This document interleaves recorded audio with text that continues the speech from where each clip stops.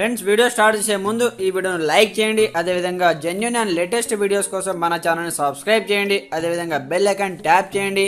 మీకు all notification వస్తుంది. All పైన ట్యాప్ చేయండి.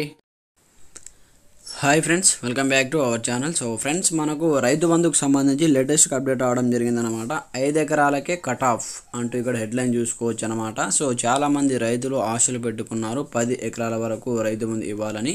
కానీ మనకి ఇక్కడ హెడ్లైన్ చూసుకుంటే 5 ఎకరాల వరకే రైతు బంధు కట్ ఆఫ్ అంటూ చూసుకోవచ్చు. రైతు భరోసాపై అభిప్రాయ సేకరణ ఈ నెల 11 నుంచి 16 వరకు మంత్రివర్గ ఉపసంఘం నిర్ణయం అంటూ కూడా ఇక్కడ చూసుకోవచ్చు అనమాట. బీఆర్ఎస్ ప్రభుత్వం అమలు చేసినటువంటి రైతు బంధు నిధులు చాలా మంది అనర్హులు లబ్ధి చేకూర్చుందని, అంటే చాలామంది అనర్హులకు అంటే సో కంప్లీట్గా సో అర్హులు కాని వారికి కూడా సో లాభం చేకూరిందని, అందువల్ల దానిని కట్టడి చేయాలని సర్కారు నిర్ణయించింది. ఈ మేరకు కంప్లీట్గా సచివాలయంలో రైతు బంధు అమలు తీరుతెన్నులపై వాళ్ళైతే కంప్లీట్గా చర్చించడం జరిగిందనమాట.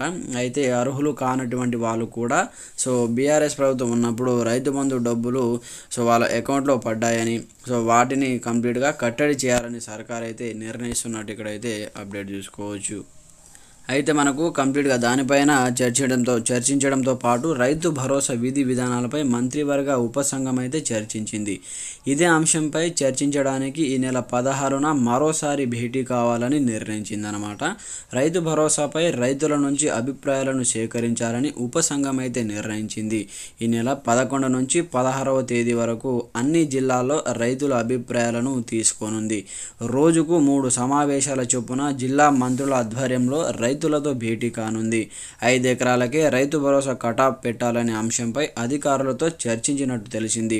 92% ఉన్న సన్న చిన్నకారు రైతులకు ఎక్కువగా 5 ఎకరాల లోపే భూమి ఉందని ఉపసంఘం అయితే భావిస్తుంది.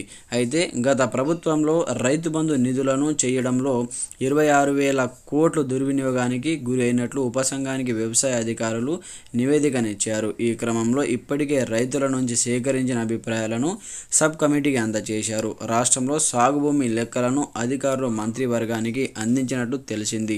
ఉపసంఘం అంటే మనకు ఉప ముఖ్యమంత్రి బట్టి విక్రమార్కతో పాటు వివిధ రకాల అధికారులు కంప్లీట్గా దీనిపైన చర్చించడం జరిగిందనమాట.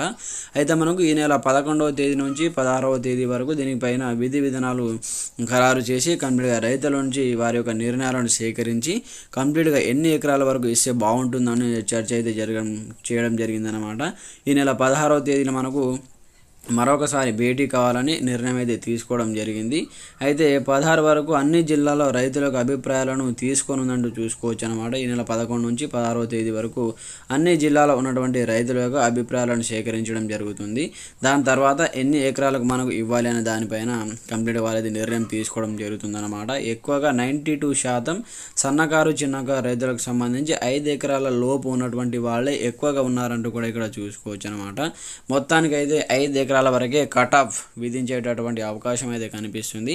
సో ఇది మనకు వచ్చేటువంటి లేటెస్ట్ బ్రేకింగ్ ఇన్ఫర్మేషన్ అనమాట. 7,500 చొప్పున ఎకరానికి 5 ఎకరాల వరకు అయితే కంప్లీట్గా ఇస్తామని అయితే ప్రభుత్వం అయితే విధి విధానాలు ఖరారు చేస్తుంది. మనకు కంప్లీట్గా రైతు రుణమాఫీ మనకు ఈ నెల నుంచి స్టార్ట్ చేద్దామని చెప్పారు కాబట్టి సో రైతు రుణమాఫీ కంప్లీట్ అయిన తర్వాత వెంటనే రైతు బంధు డబ్బులను వేస్తామని కూడా ప్రభుత్వం చెప్పడం జరిగింది. సో మీకు ఎలాంటి సందేహాలు కామెంట్ సెక్షన్లో తెలియజేయండి. ప్రతి ఒక్కరు సపోర్ట్ చేయండి, లైక్ చేయండి, మీ friends and family members share చేయండి. Thanks for watching this video. Jai Hind.